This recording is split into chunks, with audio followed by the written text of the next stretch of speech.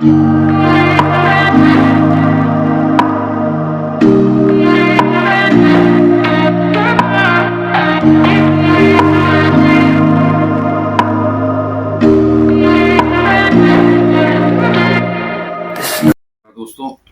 आज हम लोग एक नए स्टोरी के साथ फिर से प्रस्तुत हुए हैं। यह भी क्राइम की कथा है और कैसे कोई क्रिमिनल बन जाता है उसी के बारे में मैं आज बताऊंगा। तो आप देख रहे हैं क्राइम सच को, मैं हूं रतिकांत सुमन। इसमें एक ऐसा लड़का जो अपने घर में खूब प्रेम पाता है और जो कुछ भी मांगता है, चाहे वह लॉलीपॉप हो, चाहे वह केक हो, चाहे वह साइकिल हो, बाइसिकल हो, मोबाइल हो खिलौने का, कुछ भी मांगता है उसे वह प्राप्त हो जाता है। और वह चीज़ भी मांगता है जो किसी को देना एक साधारण परिवार के लिए मुश्किल होता है। लेकिन उसके पिता एक कांस्टेबल थे। कांस्टेबल होने के बावजूद वह जो पिता थे, उनको धन संपत्ति अपने ससुराल से भी मिली थी और घर से भी मिला था। तो वह उसको लेकर के वह रहते थे। वह एक पिता थे, लवेंद्र कुमार बिश्नोई। लवेंद्र कुमार बिश्नोई और उनकी पत्नी थी सुनीता बिश्नोई। उनके घर में एक बालक जो है, यह डेट बताया जाता है, वैसे तो गूगल में बताया जाता है 12 फरवरी को, लेकिन यह डेट है 22 फरवरी को 1992 को उसका जन्म होता है। और वह जो बालक है वह कौन है आप जानते हैं क्या? आप शायद नहीं जानते होंगे। वह एक छोटा सा, बहुत प्यारा सा, क्यूट सा बच्चा, बहुत ही सुंदर बच्चा, और बहुत ही लग रहा था कि वह भविष्य में बहुत ही अच्छा कार्य करेगा।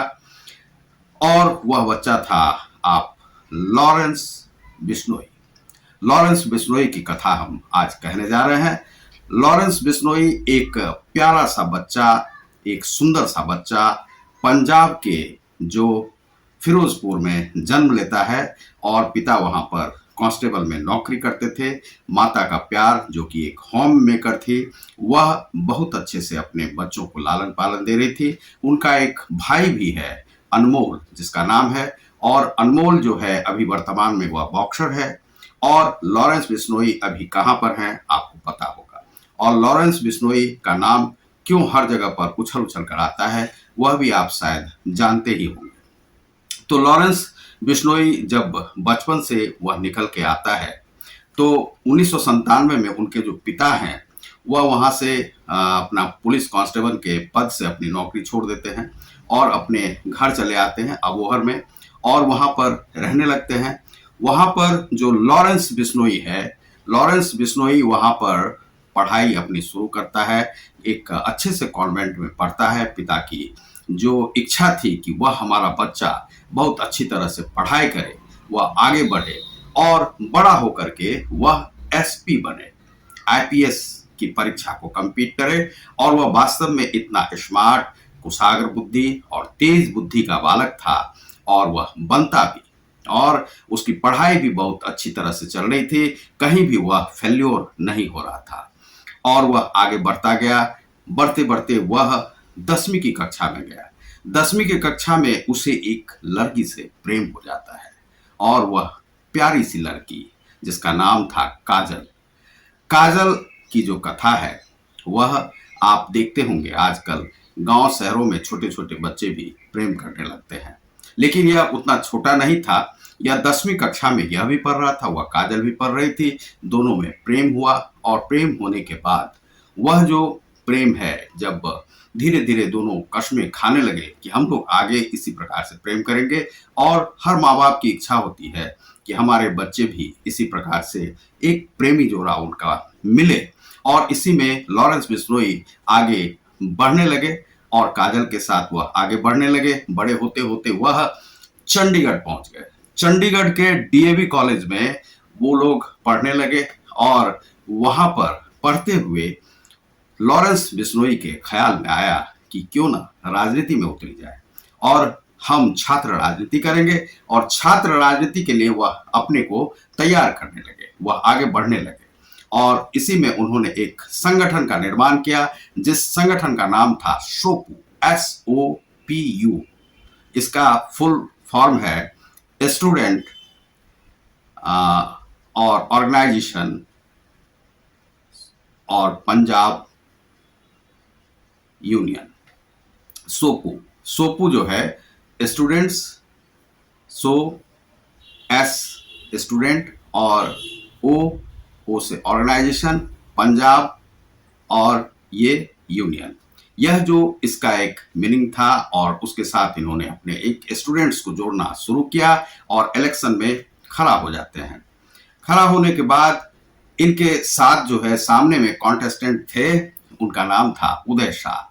और उदय शाह वास्तव में एक गैंगस्टर था और वह बड़ा ही विशद टाइप का एक गैंगस्टर था जो कि किसी को बर्दाश्त नहीं करता था, उसके अपोजिशन में जो भी रहता था उसे भी बर्दाश्त नहीं करता था। तो यह कई बार उनके साथ नोकझोंक हो चुकी थी और इसमें उदय शाह अपने बलवती राजनीति से उस डीएवी कॉलेज में वह जीत जाता है और छात्र नेता बन जाता है और बार बार इसे चिढ़ाता है, यह कहीं जाता है या कुछ हार गया इस प्रकार से। तो बाद में यह एक पिस्टल खरीदता है, 0.5 mm के यह पिस्टल थे। उसे खरीद करके यह जो है अपनी लड़ाई को शुरू करता है और एक जगह पर जाकर उसके ग्रुप के साथ जो है इसका जो है खूनी संघर्ष हो जाता है। यह खूनी संघर्ष इतना आगे बढ़ता है कि जो उदय शाह है, उसका जो गैंग है उदय शाह का, वह सोचता है इसे सबक सिखाने का, और सबक सिखाने का उसने ऐसा तरीका ढूंढा जो किसी भी एक गैंगस्टर के लिए या किसी भी व्यक्ति के लिए, किसी भी मानवीय संवेदना से जुड़े हुए व्यक्ति के लिए वह सही नहीं है। और वह ऐसा सोच लेता है कि उसकी जो काजल है, जो उसकी प्रेसी है, जिससे वह लव करता है, जो उसकी गर्लफ्रेंड है, जो उसकी मंगेतर है, आने वाले भविष्य में उसका साथ निभाने वाली है, वह जो लड़की है उसके साथ उसने ऐसा बर्ताव किया उदय शाह के गैंगस्टरों ने। और जो गैंगस्टर जो और लोग थे, उन लोगों ने क्या किया कि जिंदा काजल को जला दिया। और वह जिंदा काजल जब जल गई तो उसी दिन से यह एक अपराधी में तब्दील हो गया, इसकी जिंदगी बिल्कुल बदल गई। यह अब बदलने वाला नहीं था, यह एक व्यक्ति के हृदय में एक ऐसा चोट लगने के बाद लॉरेंस बिश्नोई बदलने वाला नहीं था। और लॉरेंस बिश्नोई ने उसी दिन से ठान लिया कि अब वह उन लोगों को नहीं छोड़ेगा जो उसके रास्ते में आकर के उसकी प्रेयसी को और एक निर्दोष लड़की को जिसने मार दिया है। और उसी दिन से वह ठान लिया, वह बिश्नोई समाज का प्रतिनिधित्व करता है। और इसी में आप जो है देखते होंगे कि धीरे धीरे वह एक अपराधी के रूप में तब्दील हो गया। यह सन था 2011 और वह 19 वर्ष का वह लड़का, वह उसी दिन से अपराध की दुनिया में प्रवेश कर जाता है, फिरौती, और वह जो है फिरौती वसूलने लगता है और इस प्रकार से वह हर जगह से अपना जो है कार्य करने लगता है। इसी में उसे एक सपोर्ट मिलता है, जो बहुत बड़े पंजाब के गैंगस्टर थे जय भगवान उन्हें अपना सपोर्ट देते हैं और कई गैंग से यह जुड़ता चला गया। इसी बीच में इसके जो मामा के लड़के थे उनकी हत्या हो जाती है। मामा की हत्या, लड़के की हत्या होने के बाद वह सीधे वहां से नेपाल चला जाता है और नेपाल से वह और लगभग जो है 60 लाख का वह परचेज करता है, जो हथियारों की खरीदारी करता है। और वह भी माफिया गैंग जो दुबई से हो या कहीं चाइनीज हो, ये पिस्टल वगैरह फ्रांस के, और ये जिसमें कि AK-56, 47 ये सब सभी उसने खरीदे और ग्रेनेड वगैरह भी खरीदे। और इसके साथ उसने अपनी लड़ाई को आगे बढ़ाने का सोचा और अपने दुश्मनों को अपने रास्ते से हटाने का प्रयास वह करने लगा उसी दिन से। और यह दूर रह करके सोच रहा था कि किसी प्रकार से उन लोगों को, लेकिन वह कर नहीं पा रहा था, इसलिए वह अब भारत आ गया था। पंजाब में जब आया तो वह पुलिस के हत्थे चढ़ गया और पुलिस के हत्थे चढ़ने पर वह पुलिस के साथ अब मिलके कार्य करने लगा। और इस प्रकार से वह फिरौती, एक्सटॉर्शन मनी के लिए वह आगे बढ़ता गया और करोड़ से ज्यादा तो वह कम तो मांगता ही नहीं था, तो वह धीरे धीरे करोड़ों की संपत्ति उसके पास आने लगी।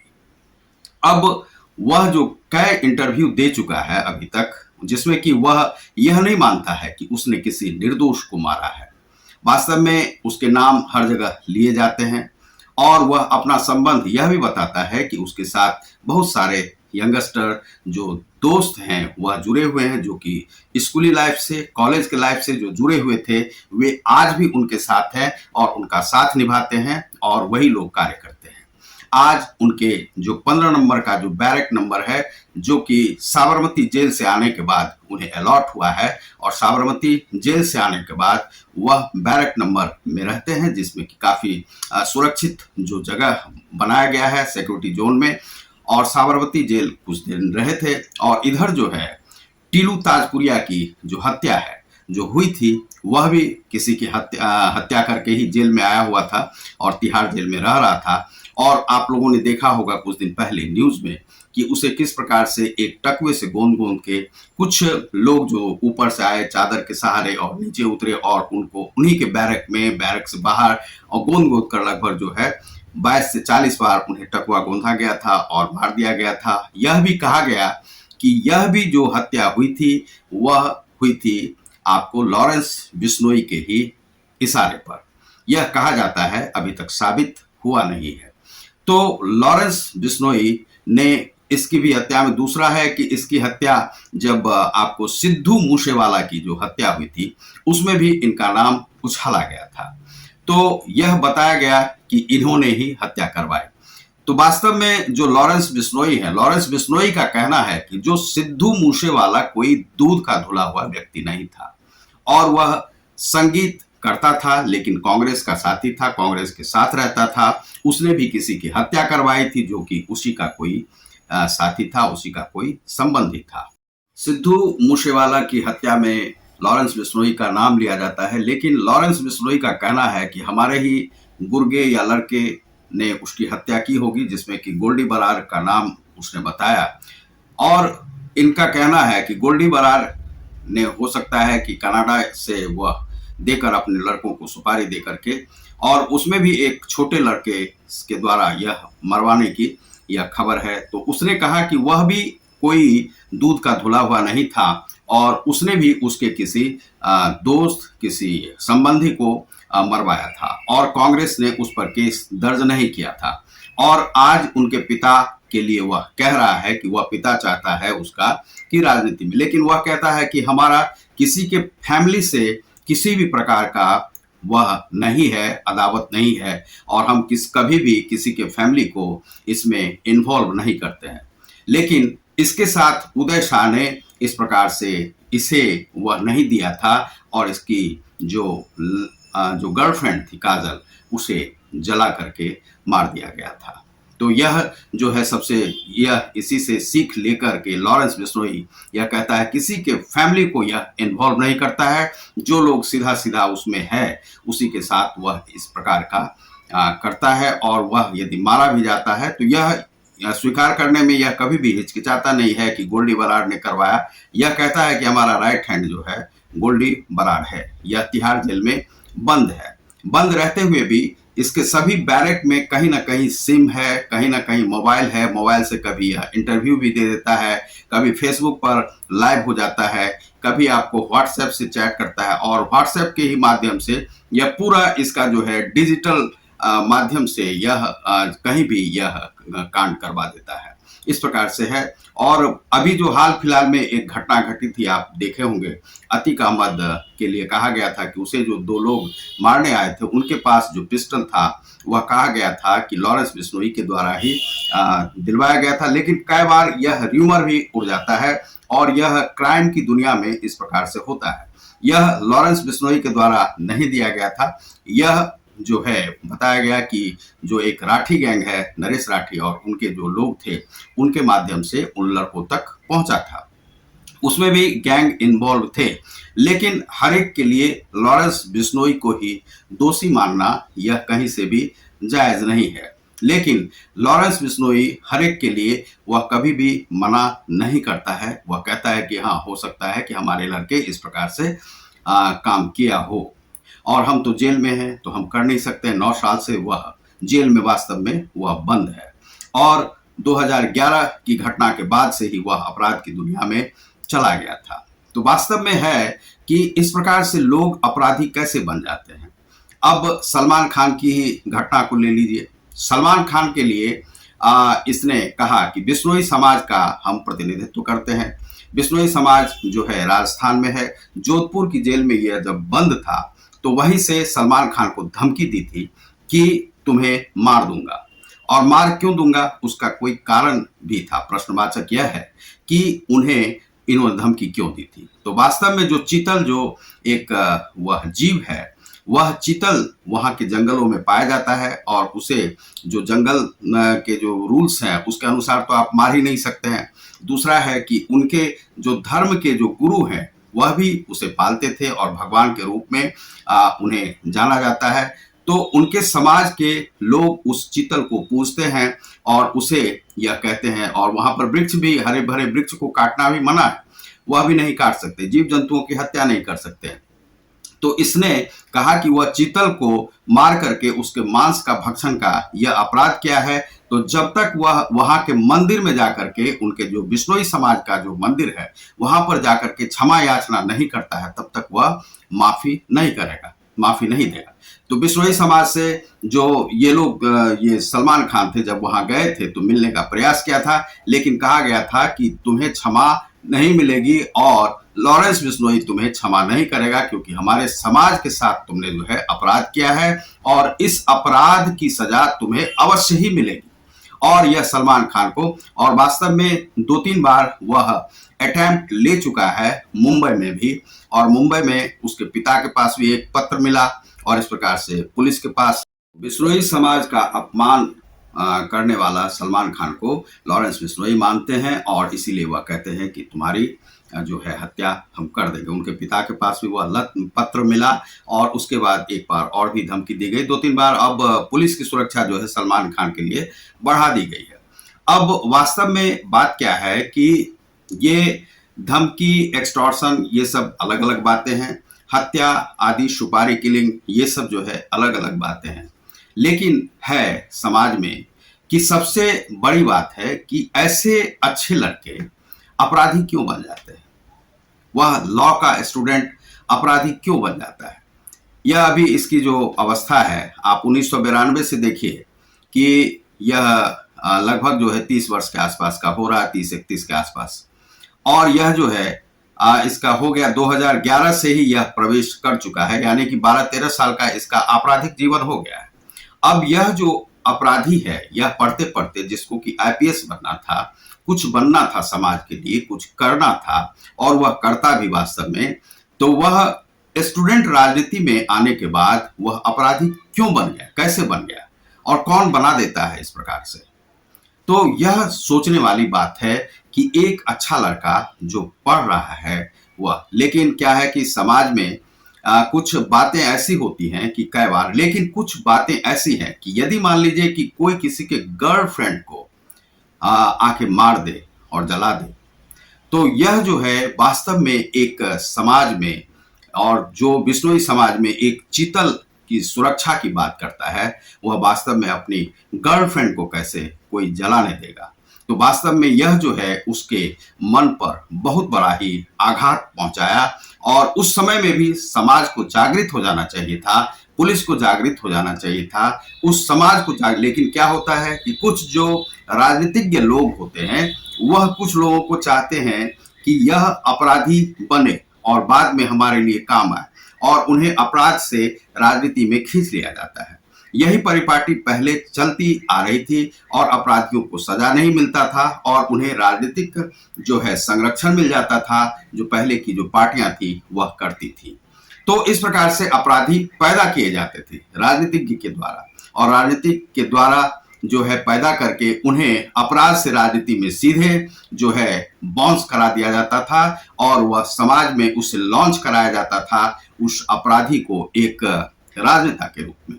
इस प्रकार से समाज जो है सो एक अपराधी को प्रश्रय देता है, एक सीधे साधे इंसान को वह अपराध की दुनिया में धकेल देता है। यदि उसे उदय साहस से इस प्रकार से झड़प नहीं होता, उसकी गर्लफ्रेंड को नहीं जलाया जाता, तो आज वह एक अपराधी नहीं होता। यदि उस पर कभी भी रोक लग जाती, जो उसके जो सगे संबंधी थे उसकी हत्या नहीं होती, तो जो दूसरे पक्ष के जो अपराधी थे उन्हें पुलिस और प्रशासन के द्वारा रोक लिया जाता, तो शायद ये घटनाएं नहीं घटती। आज उसे इस प्रकार से जेल में कुछ लोगों को, कुछ पुलिस वालों को पैसे खिला करके अपना ऐशो आराम का जीवन नहीं जीना पड़ता। उसे घर में ही शांति से रह करके वह अपना कार्य करता। लेकिन राजनीति क्या ना करवाए, राजनीति इसी प्रकार से लोगों को चोर उचक्के बना बना करके, और जो इस प्रकार के लोग होते थे पहले, कि वह पहले अपराध में धकेलते थे, फिर राजनीति में लाते थे, फिर राजनीति से देश में करप्शन को फैलाते थे, भ्रष्टाचार में उन लोगों का सहयोग लेते थे। पहले तो ऐसे लोगों को नौकरी भी नहीं मिलती थी जो ईमानदार लोग होते थे। वे यदि भ्रष्टाचार में साथ देते थे तो उन्हें आईएएस आईपीएस सब बनाया जाता था। लेकिन बाद में ऐसा जो है सो नमो की सरकार ने कुछ इसमें परिवर्तन करने का प्रयास किया। इसीलिए जो ये कहते हैं, क्या नाम है कि बिश्नोई, लॉरेंस बिश्नोई कहते हैं कि कांग्रेस के शासन में जो वह मूसेवाला था वह भी एक अपराधी था और अपराध की दुनिया से जुड़ा हुआ था। उसके सगे संबंधियों को, कई लोगों को मारने में उसका हाथ था, जो कि वह जग जाहिर नहीं होता था, लेकिन इसे पता था और इसलिए उसने यह बदला लिया। यह तो जेल में है, यह स्वयं नहीं ले पाता, लेकिन इसके जो लोग थे, इनके जो गुर्गे थे, इनके जो लड़के थे, उन लोगों ने बदला ले लिया। तो यह वास्तव में यह कबूल करना भी एक साहस का कार्य है और यह जो है लॉरेंस बिश्नोई कहते हैं। लॉरेंस बिश्नोई से उनके माता पिता को अपेक्षा थी, क्योंकि उसका नाम क्या रखा गया था आपको पता है? लॉरेंस का मतलब होता है अति तेजस्वी और चमकदार, चमकीला और रसीला, और जिसमें कि रस कूट कूट कर भरा हुआ हो, लॉरेंस। और यह जो लॉरेंस है, लॉरेंस बिश्नोई नाम है। और बिश्नोई समाज जो है बहुत ही सभ्य समाज है। उस समाज में जीव जंतुओं की भी पूजा होती है, हत्या नहीं होती है, हिंसा नहीं होती है, हिंसा वर्जित है। लेकिन इस समाज के एक व्यक्ति को आज हिंसा में उतरना पड़ा। क्यों उतरना पड़ा? उसका कारण है काजल की हत्या। वह शौक जो है उसके हृदय पर पड़ा है। यह एक मनोवैज्ञानिक समस्या है, जिस कारण से लॉरेंस बिश्नोई ने इस समाज को पूरी तरह से जला देने का प्रयास किया। तो आप देख रहे हैं आज यह क्राइम सच को। मैं हूं रतिकांत सुमन। आप हमारे चैनल को सब्सक्राइब करें, लाइक और शेयर करें। बहुत बहुत धन्यवाद। नमस्कार।